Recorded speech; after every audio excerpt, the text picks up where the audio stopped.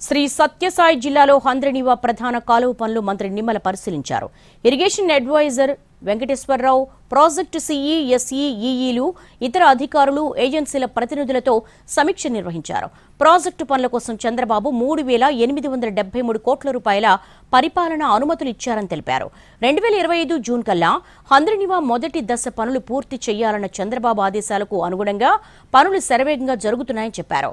Project పనుల నాణ్యత విషయంలో రాజీ పడకూడదన్నారు. ఎప్పటికప్పుడు పర్యవేక్షణ చేయాలని అధికారులకు మంత్రి ఆదేశించారు. అక్షరాల 3,880 కోట్ల రూపాయలు ఒక్క హంద్రినీవాకే ఈరోజు నిధులు కేటాయించామని అంటే ఈవేళ హంద్రినీవాకు, రాయలసీమకు ఈ ప్రభుత్వం ఇస్తున్నటువంటి ప్రాధాన్యతకి అదొక నిదర్శనం. ఈ ప్రోగ్రెస్ చేస్తూ ఉన్నాం. ఏజెన్సీలకి, అధికారులకు కూడా చెప్పడం జరిగింది. ఈవేళ ఆ షిఫ్ట్ని పెంచుకోమని, అదేవిధంగా ఇంకా మిషనరీ కావాలంటే ఇంకా పెంచైనా సరే మనం అనుకున్నటువంటి లక్ష్యానికి అనుగుణంగా పనులు పూర్తి కావాలి. అదేవిధంగా ఎక్కడ కూడా క్వాలిటీతో ఎక్కడ కూడా రాజీ పడకుండా ప్రతి పనిని కూడా ఎవరైతే క్వాలిటీ కంట్రోల్ ఎవరైతే ఉన్నారో అధికారులకు కూడా చెప్పడం జరిగింది.